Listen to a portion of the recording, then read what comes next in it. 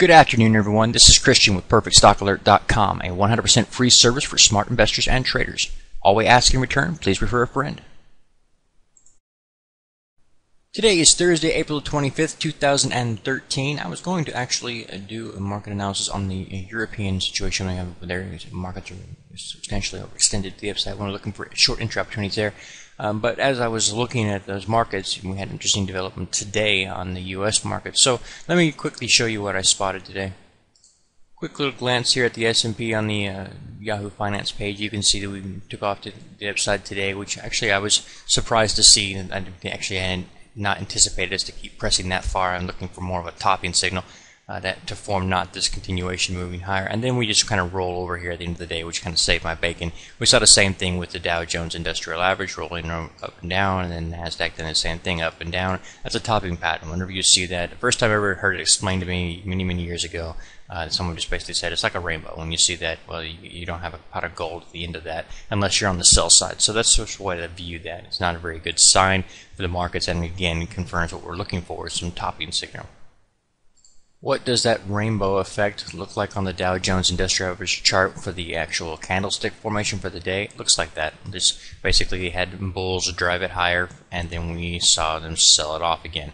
And you can look and see that the wick out of the top, protruding from the top there, is about twice the size of the body. That's a sell signal, basically indicating that sell pressure here is stronger than buy pressure. And this is important to us for multiple reasons.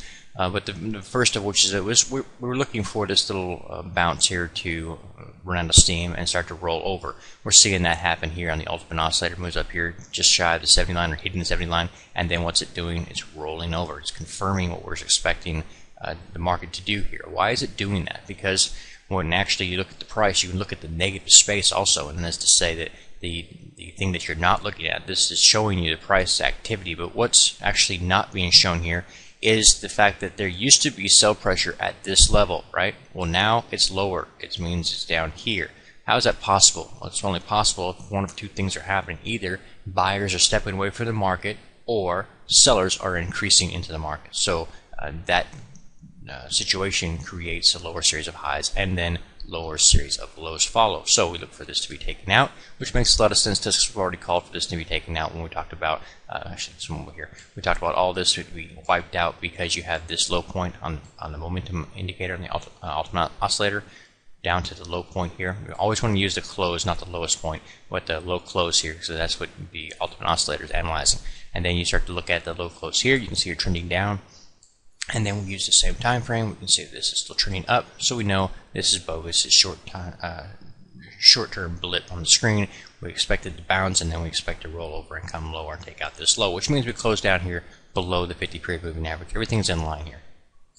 Looking now at the NASDAQ, you can see the same basic overall condition. We've bounced up to the upper side here, the previous high point here, and this time we found a nice sell signal. You'll notice that wasn't here before. We actually tried to call it top here and say, okay, well, we have this hanging man candlestick. We use that as a sell signal because we didn't have one of these little shooting stars.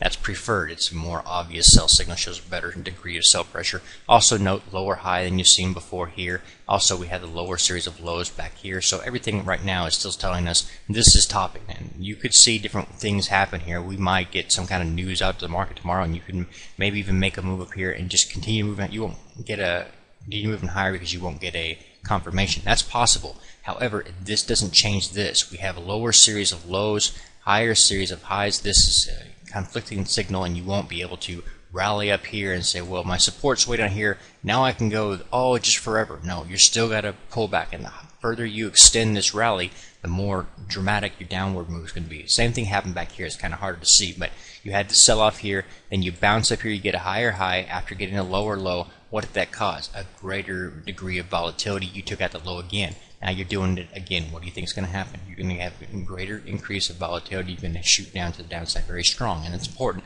because it tells you what's going to be coming down the road. Looking now at the XOI oil index, we talked about this one also yesterday. We told you we had 5 consecutive days to the upside, and that's the top side of average. If you get another day to the upside, you're pushing your luck. Basically, you're overextending to the upside. You're going to shoot down the other direction as well. And again, what do you get? A nice shooting star signal. And again, where do you find that? Typically overbought condition, you're rolling over. All this makes perfect sense. I'd be looking for a sell, and this was it. So everything makes perfect sense. You're above the 50-period moving average. That's where you find your best entry opportunities, at or above that point. You've got a lower series of highs, you have a lower series of lows. The entire trend is clearly down, so whenever you have this scenario, the only thing you do is use the bounces, look for sell-off opportunities based on the signals that you get, the ultimate oscillator in line, everything is in place. You just take an opportunity to get short, tight stop, and let it roll to the downside. It's pretty easy. There are several other U.S. charts that I've annotated and shown new entry opportunities onto with the arrows indicating that we have sell opportunities here.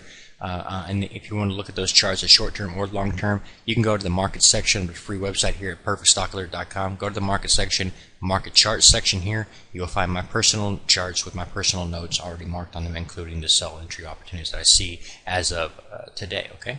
God bless. Take care. If you've not been to the free website, it's right there. It's 100% free, and all we ask in return, please refer a friend. God bless. Take care. And I'll see you on Friday when we will cover all the major markets that we track for you at perfectstockalert.com, so that you know everything I know. I'm moving into the week ahead.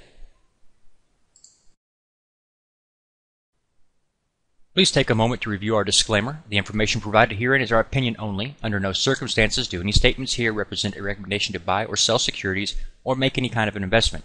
You are responsible for your own due diligence. To summarize, we do not provide investment advice, nor do we make any claims or promises that any information here will lead to a profit, loss, or any other result. These videos are for educational purposes only.